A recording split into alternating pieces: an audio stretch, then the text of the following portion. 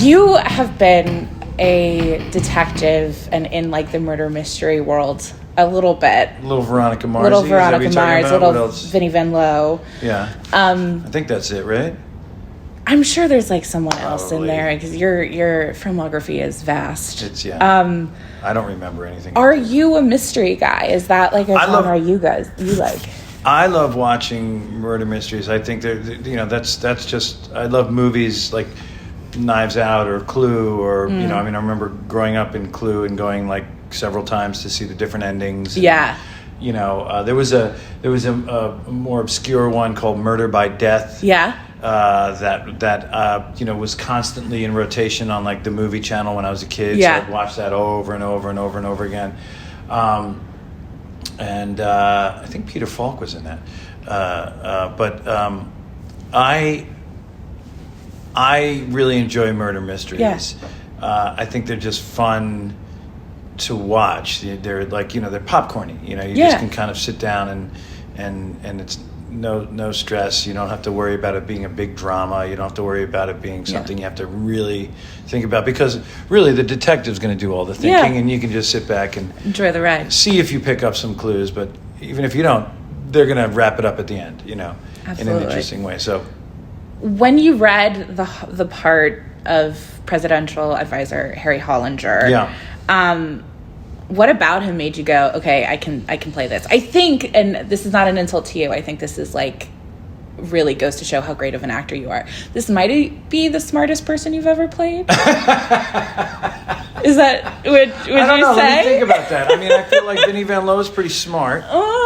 Right? Sure. He was outwitted by Veronica, of course. A teenager. Times. But at times he was very helpful to her and helped her out. Ron Donald, not particularly smart. Eastbound and Down, not the smartest guy in the world. If Harry Hollinger is the smartest, we're in trouble. But like Harry does, he's in the White House, so he's got some smarts. But I think his arrogance and his bravado blind his weak spots. He is.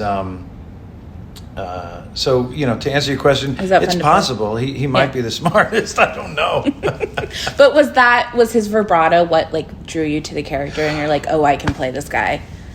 Yeah, I mean, it's always fun to read a script and, you read a part and you're like, oh, that would be a fun part to play. Yeah. I've, throughout my career, have enjoyed playing jerks. It's sort of in my wheelhouse, for better, for worse. But there's something freeing about that. Your job, the way you're serving the story is not to make people like you, but actually to make people dislike you or be annoyed by you, or like you're the obstacle in front of the main character, Cordelia Cupp's,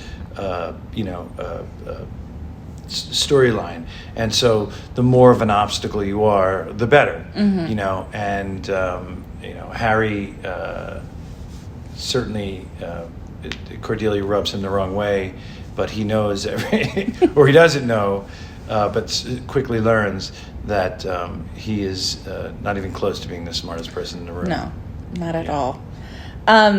You've played in the Shondaverse world before. You did an episode of Grey's Anatomy and an episode of Private Practice.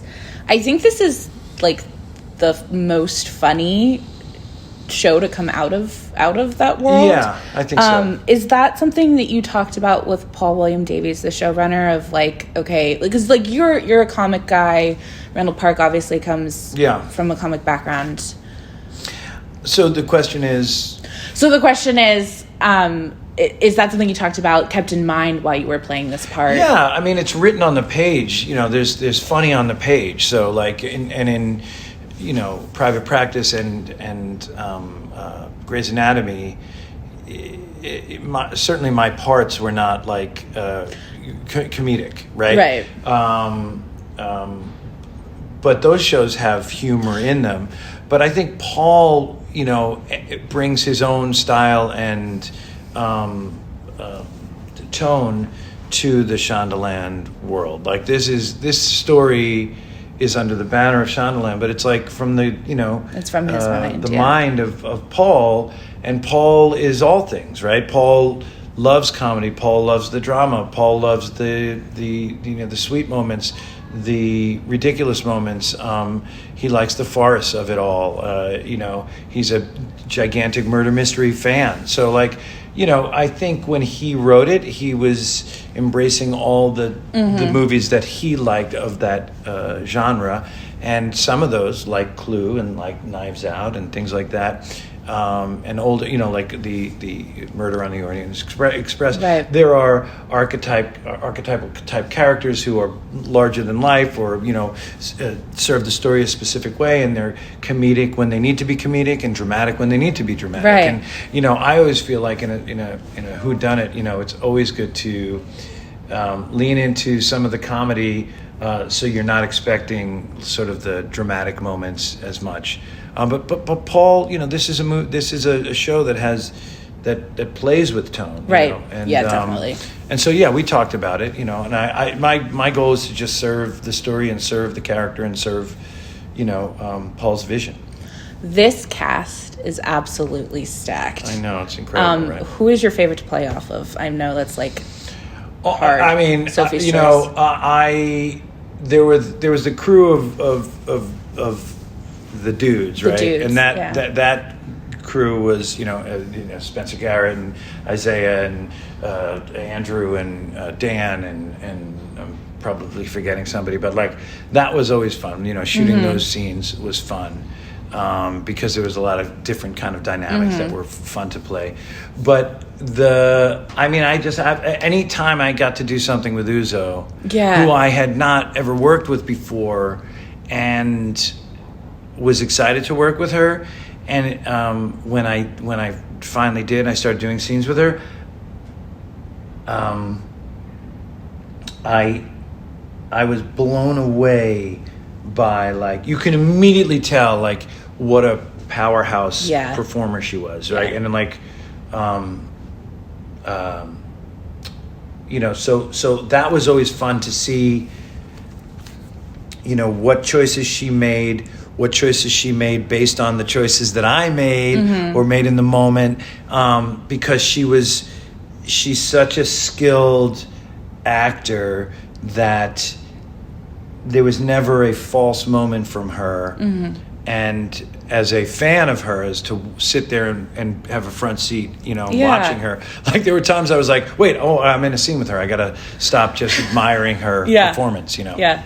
The chemistry between you guys is my favorite to watch. I've only seen the first 4 episodes, and I'm dying to see how you guys interact further. The chemistry between you and Uzo's characters, it's just awesome to watch. I want to diverge a little bit here.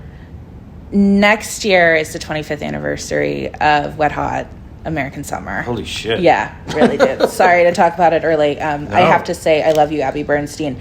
I also have to ask, if there was a murder at Camp Firewood, who would be killed and who would be the killer?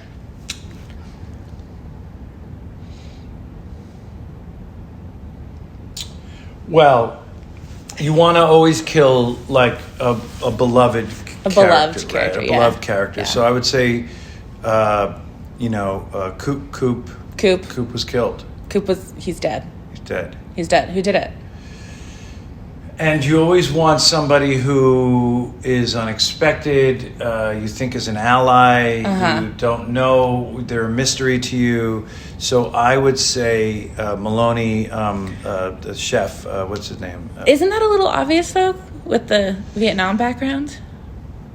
Well, that's the thing. I think you would think it was obvious. You'd go to him, and then he would be you'd be like, no, oh, right, it's not him. And he would somehow push you away from him, and then all of a sudden, you're right back. I guess, or I would say, if that's too obvious for you, no, that could be it. It could be a tandem thing, 2 people. Yeah. And it would be me and Neil. That makes sense. Yeah. That makes a lot of sense. Thank you so much for sitting because down of all the sexual frustration, the pent-up sexual frustration Mm-hmm. what was my character? Victor. Constantly had, because he was living a lie. He was. He absolutely was. He was. Thank you so much for... Thanks for checking out the show. If you like what we're laying down, please subscribe to our channel and click the bell to receive notifications for all of our latest stuff.